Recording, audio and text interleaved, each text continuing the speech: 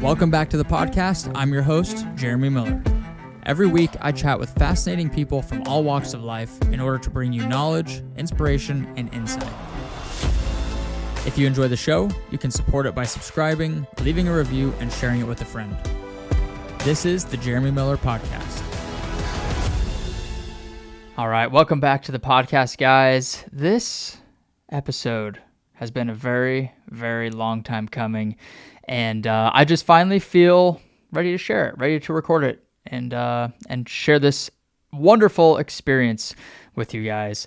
So if you follow me on YouTube or Instagram or any social media platform, really, you have probably seen me run a race or go for a long run, and I post my magic capsules or my magic gummies.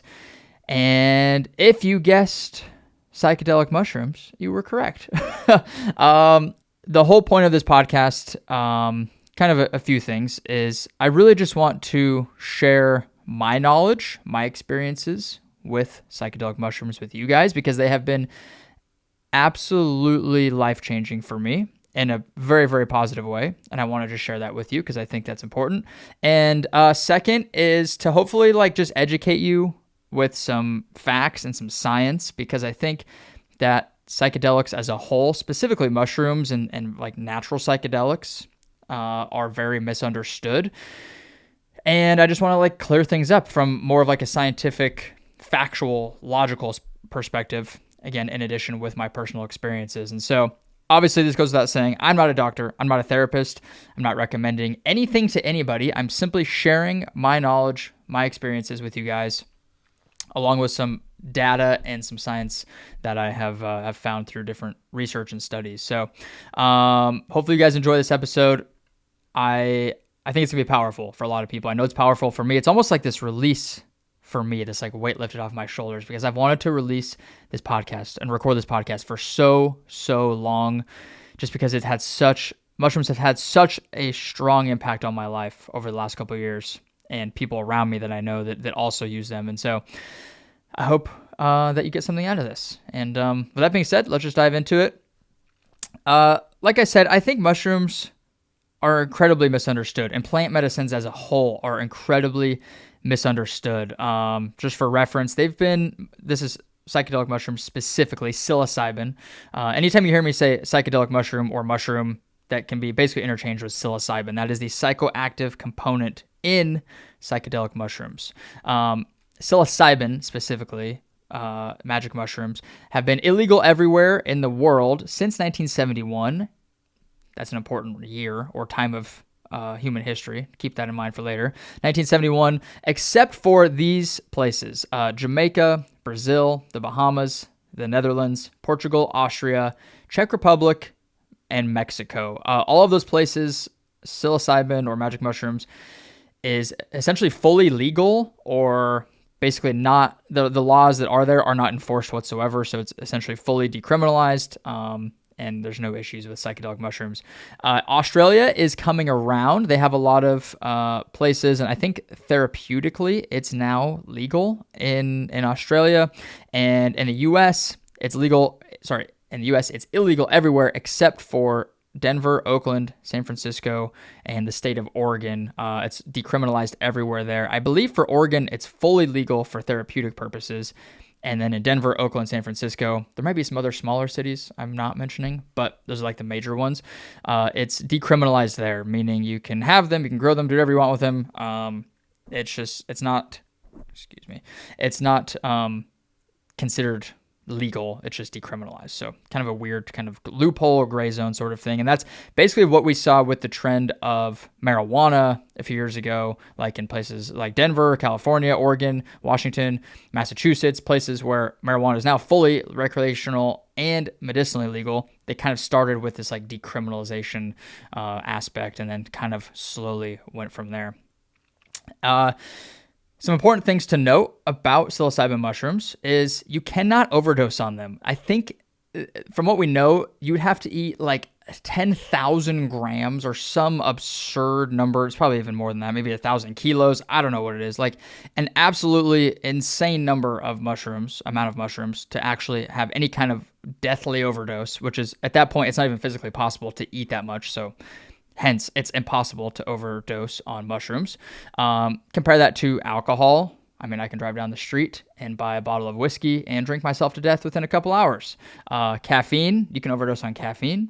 Opioids, obviously. Cigarettes, obviously a longer death. But all of these things that we can just go down to the store, get a prescription for, and very easily kill ourselves if we wanted to over a certain period of time. So again, you cannot overdose on mushrooms. From a physical standpoint, they are 100% completely safe. There's no known physical side effects or any worry of physical harm from psychedelic mushrooms, which is fantastic. Very similar to marijuana. As far as we know, only 1% of people who experience psychedelic mushrooms have had any type of negative long-term side effects. And this is from a mental or a psychotic standpoint, basically, or a psychological standpoint. And that 1% of people are almost always people who have bipolar disorder or schizophrenia. So if you are bipolar, if you are schizophrenic, do not touch psychedelic mushrooms. If you do, obviously consult with a doctor or a therapist first before doing anything like that. And obviously, this 1% is super, super rare. These negative long-term side effects.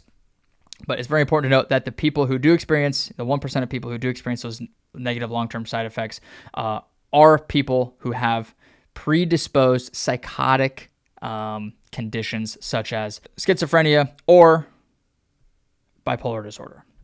They've done a lot of clinical scientific studies on psilocybin mushrooms, which is incredible because we have hard data we can work with. And all the findings from these is that there is incredible benefits for mental health, especially after just literally 1 to 2 sessions with psychedelic mushrooms. And I'm going to kind of go over one of the main studies here in just a minute. But the main benefits of psychedelic mushrooms from a mental health perspective is people with PTSD, anxiety, depression, and even addiction to other substances like alcohol or cigarettes or opioids.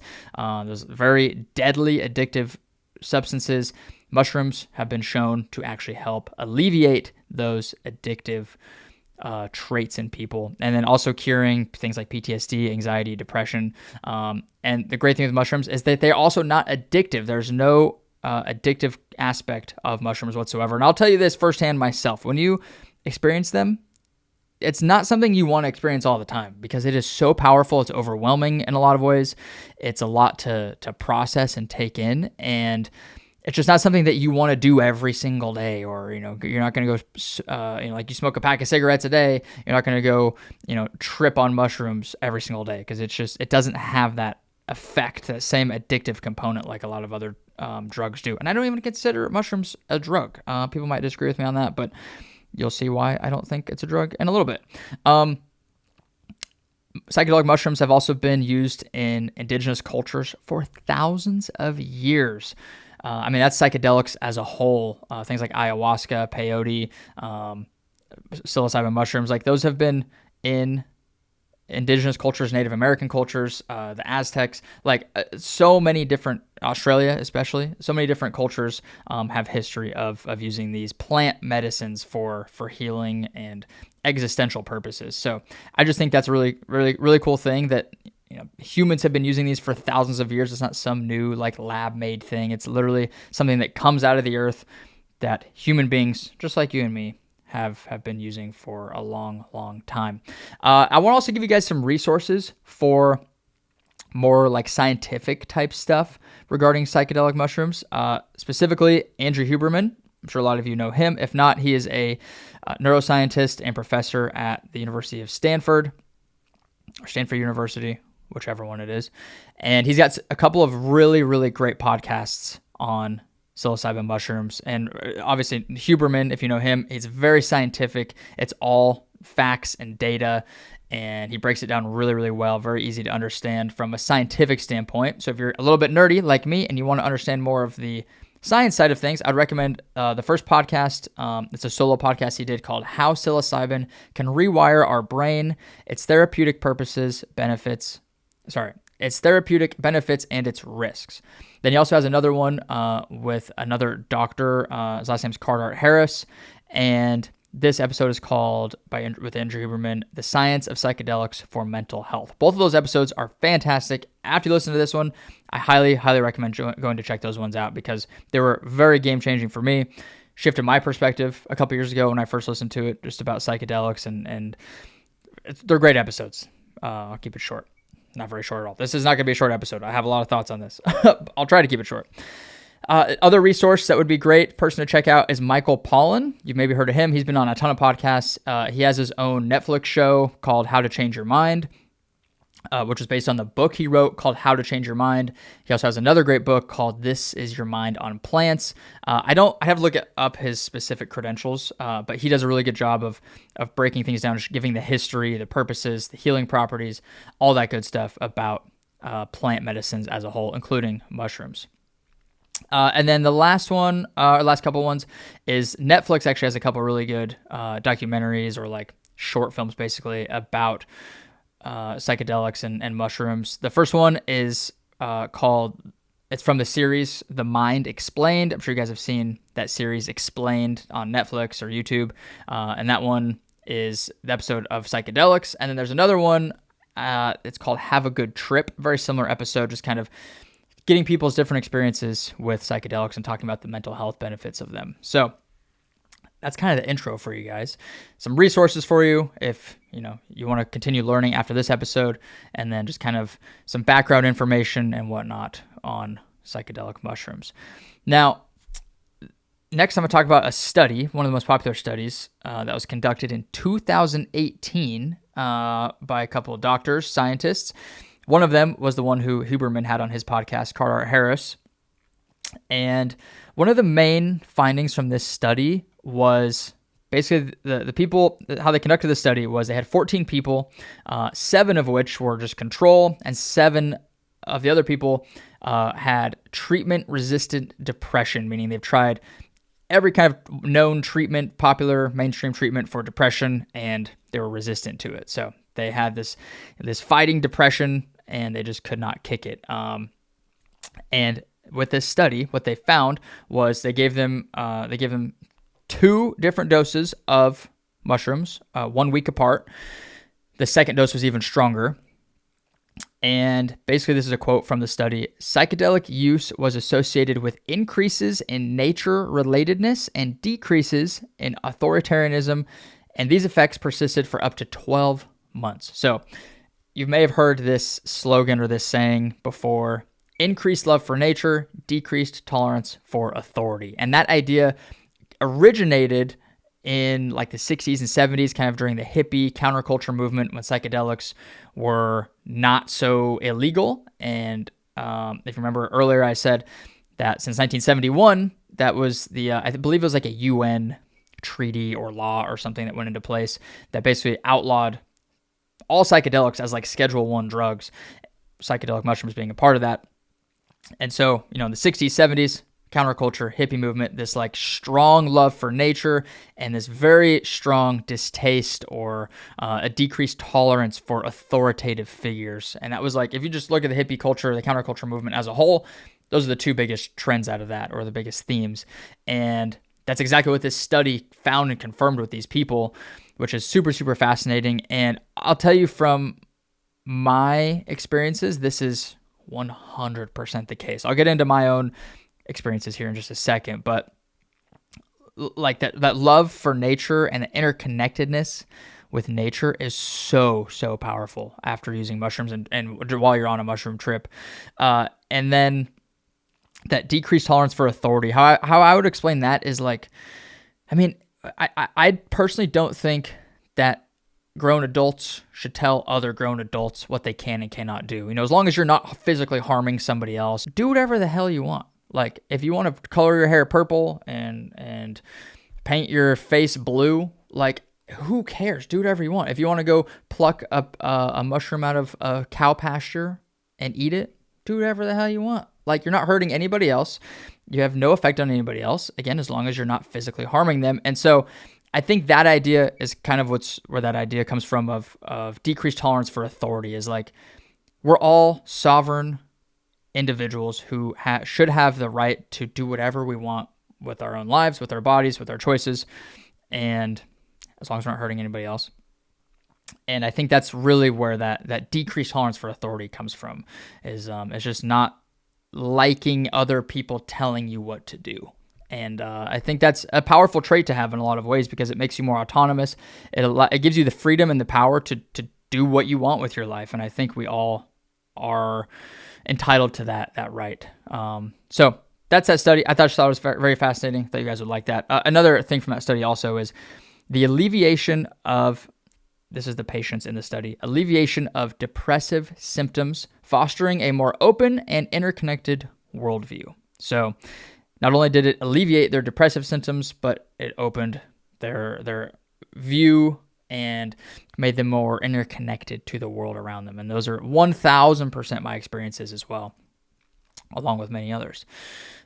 So going back to the videos that you guys have probably seen me post, where I have these magic capsules or these magic gummies before a race or a long run, that's microdosing. I've never done a full trip, a macrodose while running. I've yet to do that. I would love to do that at some point, maybe sometime soon, but I haven't ventured that far yet. So microdosing, if you don't know what it is, kind of the dictionary definition is basically a very small dose of psychedelic mushrooms with the goal of improving your mood, creativity, focus, or mental health without, that's the key word, without triggering a psychedelic experience. And this is usually less than 0.3 grams of psilocybin mushrooms. Usually you have to take at least like a gram to a gram, or like one gram up to like 3 grams. You can call it a heroic dose of like 5 grams, but usually about 1 gram is where you start to have psychedelic experiences, like visuals and really changing your thoughts in a more drastic way. But if you stick with about 0.3 grams or less, that will have more of a subconscious effect on your mind that would then be considered microdosing. So how I got into microdosing, I think it was probably 2 to 3 years ago. I had just heard a lot of people talking about microdosing online. I've seen some people posting about it. I listened to some podcasts where people were talking about it. And I found Andrew Huberman's podcast, the one I mentioned earlier, the very scientific approach or scientific explanation of mushrooms. And I was just fascinated by this. And I've personally, fortunately, never really dealt with depression. I think we all have anxiety to some extent. That's a natural, just human emotion, I think. But I haven't had, severe anxiety by any means. Never been depressed necessarily. But like, we all go through things in life. We're always dealing with something, whether it's work or relationships or what it is we want to do with our lives, how we want to make money. We're stressed out about money a lot of times too. Like, we're all dealing with something at any given point in time, I think. And I was just curious. At that time, I was probably 24, 25 years old. I started just questioning my life more. What am I doing with my life? What is my purpose? Questions a lot of people, young people have. And so I was just very interested and fascinated with mushrooms. So I was able to find some, and I started microdosing a little bit, just like that 0.3 grams every day or a few times a week. And I saw so many benefits so quickly. And again, I didn't trip. I never had visuals. I never felt any different necessarily, but I could just tell that my thoughts were changing in a very positive way. And the best way I can kind of break that down is just more creative in general with my content. I post an Instagram or YouTube video every week, or 5 to 7 times a week, basically. So I'm always in that creative producing mindset. And when you introduce something like microdose of psilocybin mushrooms, you start to think about things a little differently, and you just get these new ideas and different perspectives and new ways of looking at things. And one of the best ways I've heard psychedelic mushrooms explained was by Andrew Huberman, and how he explains it is, on a daily basis, our brains do a really good job of finding habits and forming habits, and just kind of getting into consistent routines. And if you think of our neural pathways as highways, out on the roads, our neurons are just firing back and forth on these highways all day long. It's just like an interstate, back and forth, back and forth, back and forth. You do that, those pathways get ingrained in our brains, and they get stronger and stronger. But when you take psychedelics or psilocybin, it allows those neurons to now take alternate routes or back roads or shortcuts or go this way instead of this way. And you're literally, from a physical standpoint, literally changing your brain, and you're changing your neurons, you're changing the patterns of your thinking and your thoughts. And I experienced that 100%. I just started having this shift of more love and appreciation for the things around me, nature. I mean, I'll like to this day, like I'll go on a walk. I would never do this before. I'll just go out on a walk with the dogs, and I'll just like look up at the trees and just appreciate how badass nature is and how special it is that like we are the few basically chosen people to be on Earth. We get to experience this crazy thing. Nobody knows how we're here or why we're here, what happens after we die, where we were before we were born. It's just like, it's a wild experience to be here on Earth. And whenever I am out in nature now and I actually take the time to just look around and be grateful for it and appreciate it, I never did that before I started using psychedelic mushrooms. And it's just, it opened my mind a lot, not only to nature, trees and grass and just all these small details. Like sometimes I'll just like sit in our backyard and just like look at the grass and like notice all these bugs flying around and like little individual flowers and blades of grass. Like every single one of those things is an individual living being, and never before would I ever sit down and look at the grass like that. And I'm sure that if you don't do that, it probably sounds just weird or crazy, but I love it. I think it's a really fascinating experience.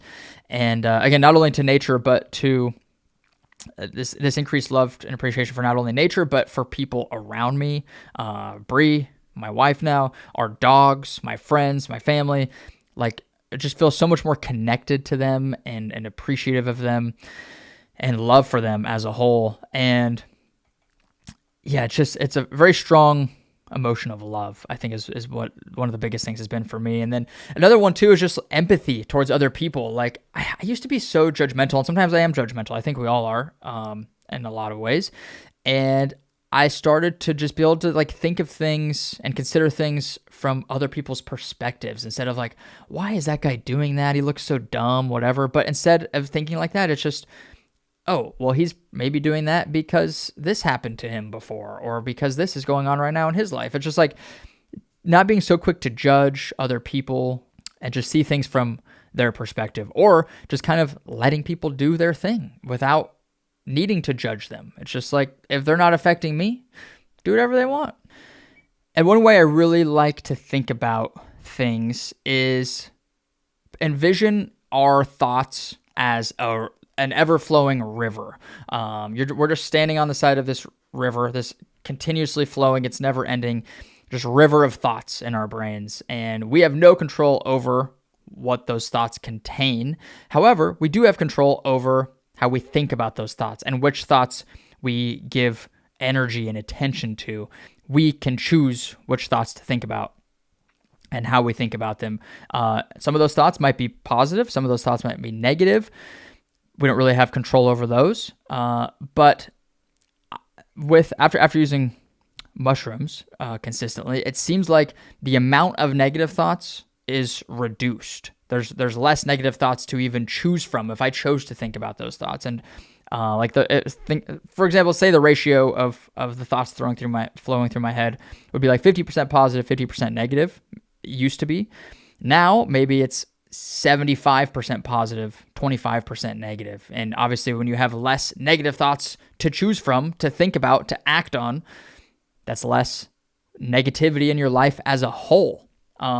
That's kind of the best way to describe that. And I hope that analogy makes sense, is just this ever-flowing river of thoughts, and that river of thoughts has grown to be more and more positive. So that's kind of microdosing. I have done 2 macro trips or full psychedelic experiences, and these were both incredibly powerful and definitely life-changing. The first one was about 1.5 years ago, and I think I did about 3 grams of psychedelic mushrooms. And the number one takeaway from this experience was I experienced, this is very common with psychedelic experiences, is I had an ego death. or ego dissolution is another way of putting it. And a couple hours into this trip, I went into the bathroom. I looked at myself in the mirror, and I was looking at somebody I had literally never seen in my entire life. I know that sounds crazy, but I knew it was me. Subconsciously, I knew it was me. But the physical person that I was looking at was not me. I knew from a logical standpoint, I'm looking in a mirror. It has to be me, obviously. But when I looked at the person in the mirror, it was not me. It was kind of like me. It looked like a very, very dark and scary version of me. It just looked very evil. And I was terrified. I stared at myself in the mirror like this for a while, maybe, I don't know how long, maybe 10 minutes or something, just trying to figure out who the heck this person was. And then after a certain point, it was like somebody turned on X-ray vision and I could see my skull. I could see my full skeleton, my bones. And then in an instant, my skin, everything came back, and then my face melted. I know that sounds absolutely crazy, and it is crazy, but that was my experience. And the way that I've come to interpret this wild, wild experience, it felt so real in the moment too. It's just like, it felt so real. Like as real as, looking down at your hand and seeing your hand. It's like, it felt so real. And my interpretation of this was that basically life is way too short to have an ego, to be an asshole, to be judgmental. And I really, truly think that's what I was looking at in the mirror, was the evil, ego, judgmental asshole side of myself. And I think we all have that. We all have an ego. We're born with it. And, some people have bigger or smaller egos than others, but I think for the most part, we all have some sort of ego. And essentially, yeah, life is too short to be like that. We should be positive. We should love ourselves and love the people around us. And that was basically my mind's way, or the universe's way, whatever, of telling me that I needed to get rid of that part of me, or to fight it and just not even let that part of me come to the surface anymore. And since then, like, I truly feel like that asshole part of me is gone. Like, it might come up occasionally if something really, really makes me mad, but that it's incredibly rare. Like, I don't really even truly get mad at things anymore. Or it's like, and I really credit it back to that specific instant where my face melted in the mirror. and I saw this just incredibly dark, evil thing in the mirror that was some alter ego of mine. And it's an incredible experience.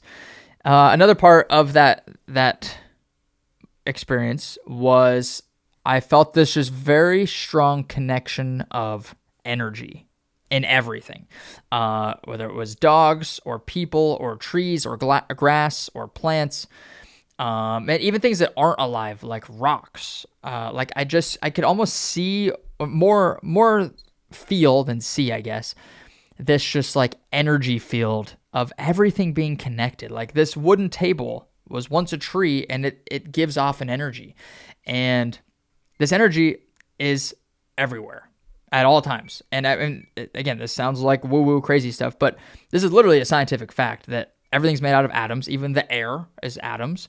And it's like the quantum field theory that basically particles everywhere that we can see in the physical world are just vibrations. And even in the invisible world, there's these kind of invisible energy fields everywhere, invisible to our naked eye at least, maybe under a microscope or whatever you need to see an atom. But these particles are everywhere. They're constantly vibrating. They're constantly giving off an energy. That is just a scientific fact. And I felt like I could see that or feel that stronger than I ever have in my entire life. And now when I am around our dogs or around other people or even by myself, I feel like it's not quite as strong as when I was having that experience, but I'm more aware that energy field is there, if that makes sense. And I'm just more conscious of it more than anything. And it's there constantly. And I just think that we rarely notice it or pay attention to it. And the best way I can describe it is when you're having a conversation with somebody, even this podcast right now, like I'm giving off an energy to you. You're absorbing that energy through the screen or through your ears, through your headphones. And that energy could be positive or negative, good or bad. It's a different frequency at all times. And we're constantly just giving off an energy to the world, and everything around us in the physical world is giving energy back to us. And think about, like, again, you're having a conversation with somebody and you can feel like some tension building. Like that's a shift in energy.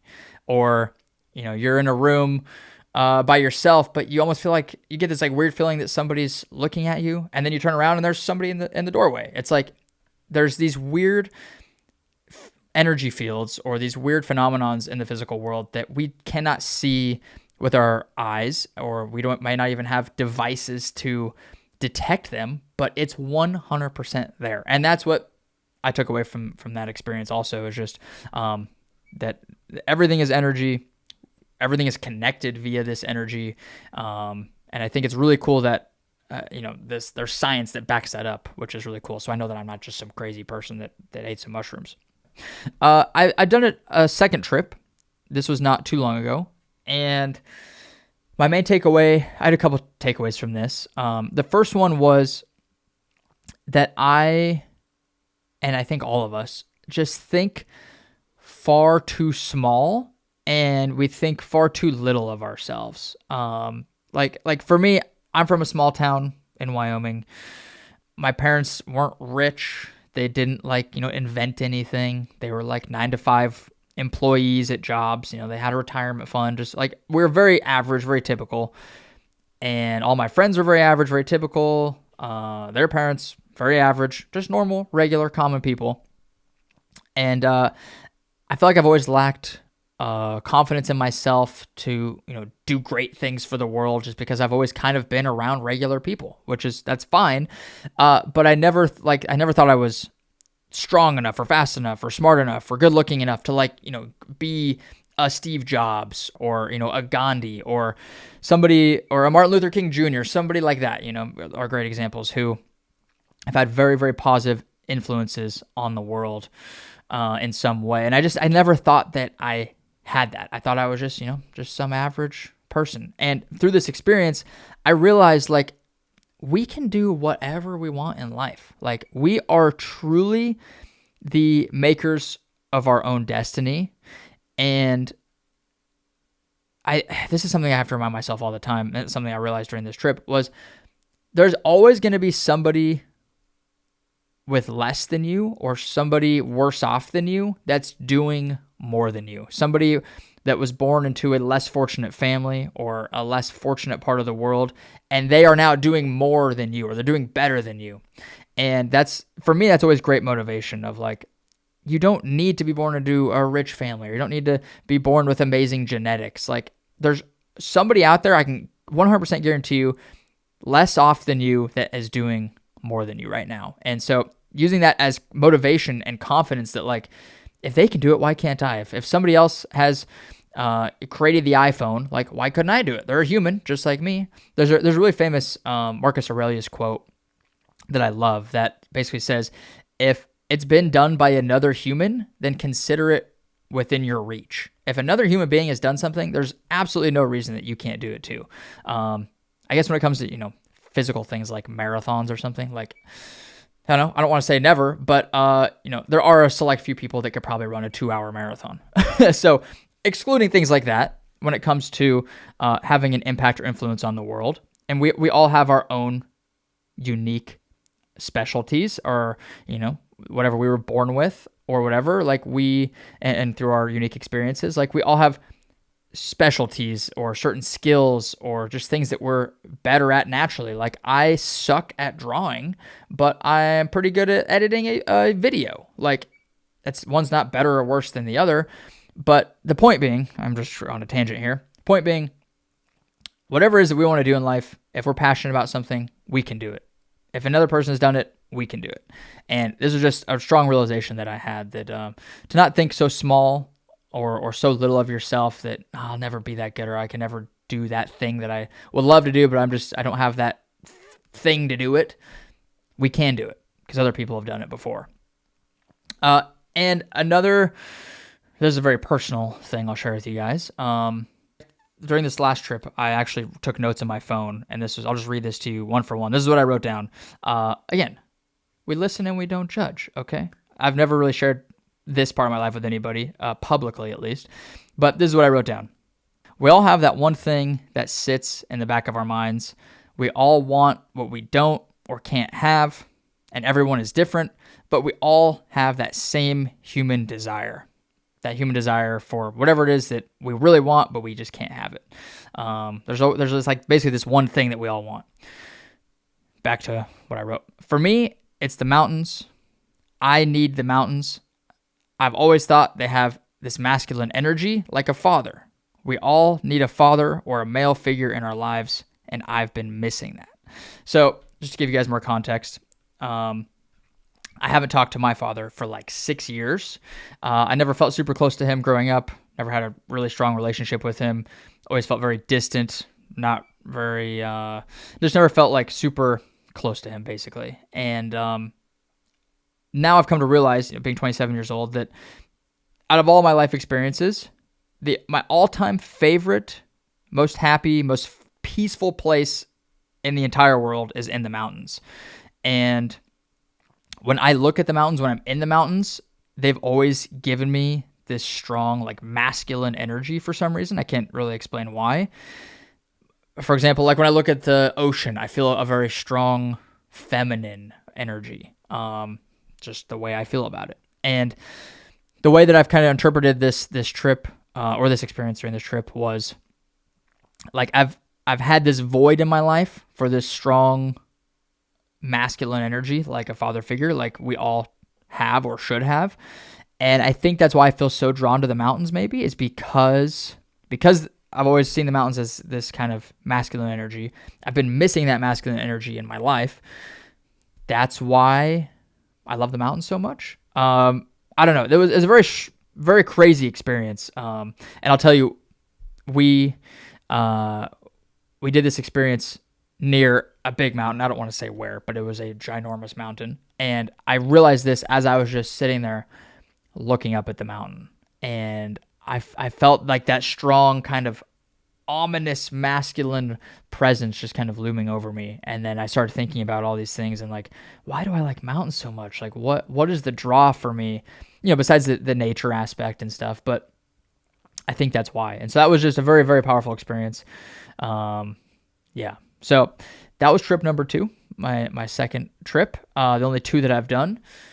I've been wanting to share this for a long, long time, like I've said. And it just feels like a big weight lifted off my shoulder to actually like share this with the world, share this publicly. And one thing I'll also add too is during my first experience was I had this realization, or almost an epiphany, of like, I'm building these platforms online. Like now between Instagram, YouTube, TikTok, Strava, it's nearly 500,000 people that are in this audience that follow along with my life. Like, how can I use that for the best? Like I could post, the what I eat to run 10-mile videos. I could do 1 million of those and they'll probably get a lot of views. But like, is that really adding a lot of value for people other than like entertainment or something? There's value in entertainment as well, but I just realized like I want to do other things with content or with these platforms and these audiences that I've built. I mean, you guys listening right now, and the main thing that I want to do is just like help other people. And that can look like a number of things, but whether it's, tips and tricks for your next marathon or your next 100-mile race, or motivation to, get off the couch and go for a run this afternoon, or to sign up for something that you've always been too scared to do, or start your own business, whatever it might be. Like, I just want to put that into every single piece of content that I put out. Like this podcast is a great example of that. Is like, I've wanted to share this for so long, and I never could get myself to do it. But I know that it's going to help some people out there. I know it's going to provide a lot of information and hopefully encourage people to just like be open to exploring other things in life. And so that was another strong takeaway I had. Was just like I wanted to use these platforms for more positive influence.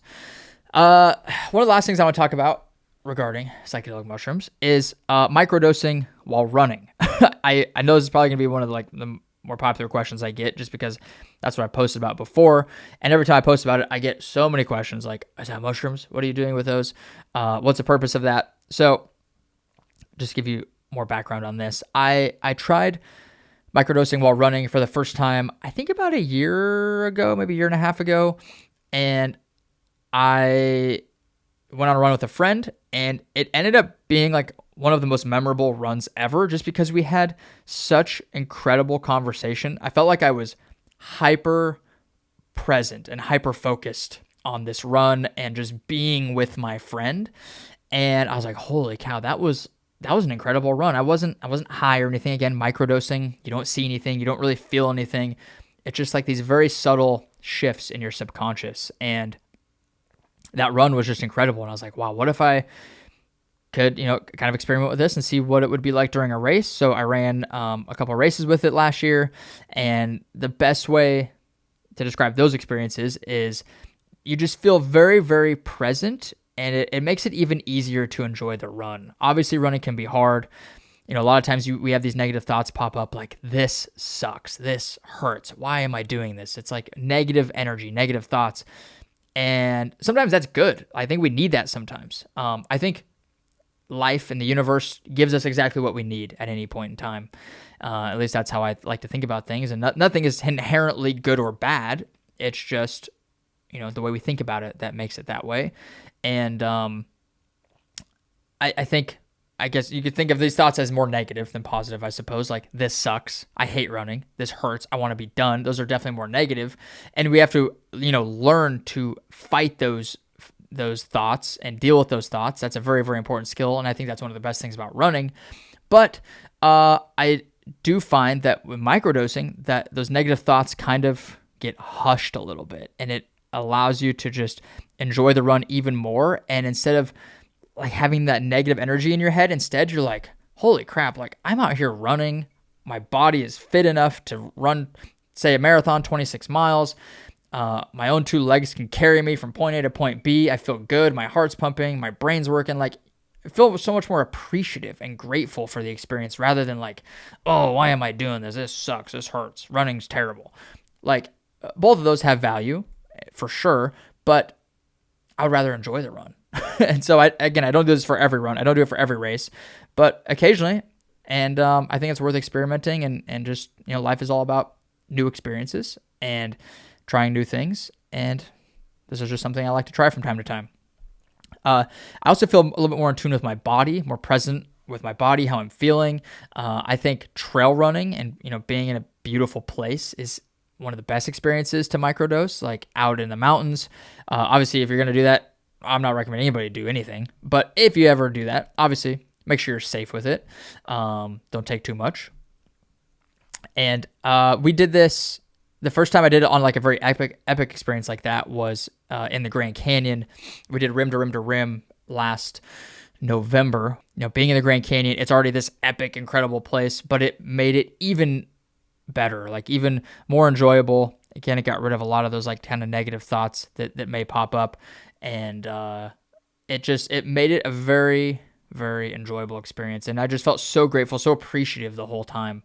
And I think an important thing to note with this is like, none of this should ever be used as a crutch. Like, if you're having negative thoughts, there's a reason for those, and you should embrace those. You shouldn't, mask them or suppress them by any means. But the cool thing with mushrooms, like I've talked about, is it literally rewires your brain so that, and Huberman talks about this a lot, so that when you have an experience on mushrooms, not only are you experiencing it, during that trip or during that experience, but those effects last for 12 months afterwards. So you don't have to take mushrooms every single day to think in a positive way. You might have that one very powerful experience, and that's going to last for months and months and months.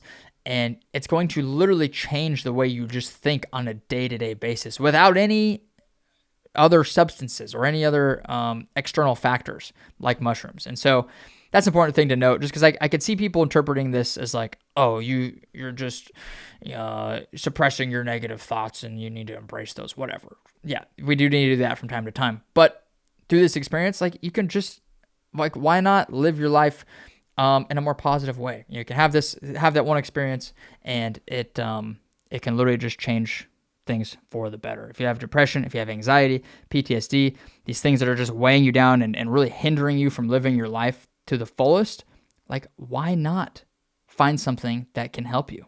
And something that you're not going to have to rely on every day, like an opioid or these like antidepressants that people have to take for years and years and years, and then they just turn into zombies. Like, what's the point in that? That's a true suppressant, really. And again, these are just my experiences. This is all my experiences, my own thoughts. Judge them however you want. These are my own opinions. And I think before anybody judges or does anything, you really should experience stuff like this on your own, on your own time, on your own terms. So that is my experience with psychedelic mushrooms. I think as a whole, they have been a very, very positive influence on my life. They've opened my mind and changed my mind for the better. I'm much more positive. I'm much more open-minded, much more appreciative. All the things that I've already talked about. I truly feel like I have become a better person because of this. And sure, there are other ways to become a better person, but why not, find that thing that is going to help you, and that's going to be different for everybody. And they've certainly helped me. Much more positive thoughts, more creative, more connected to nature, to people, the world around me. And I just want to say again, I'm not a doctor, I'm not a therapist. I'm not recommending anything to anybody. This is just my own thoughts and experiences, and some interesting facts I want to share with you guys. Thank you guys for listening to this. I enjoyed this a lot. I'm very glad I was able to share these experiences with you guys, and just kind of sit here and ramble and go on these random tangents with y'all. So if you're with me till this point, thank you so much for listening. I appreciate y'all. I love y'all. We'll see you in the next episode. If you have any questions about any of this stuff, please shoot me a DM or leave a comment on this podcast or wherever you're watching, and I will do my very best to get back to you, because I would love to talk about this. It's a big topic. It's very misunderstood.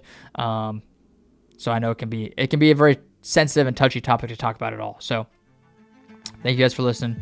Greatly appreciate you. We'll see you in the next podcast. Thank you so much for tuning into the show. If you enjoyed this episode, please make sure to subscribe to the channel, leave a review, and share it with a friend. And thank you to our sponsors of this episode, 2Before Performance Nutrition. Use the code JMiller for $10 off your order at 2before.com, and you can feel the powerful benefits of New Zealand blackcurrant berries. We'll see you in the next one.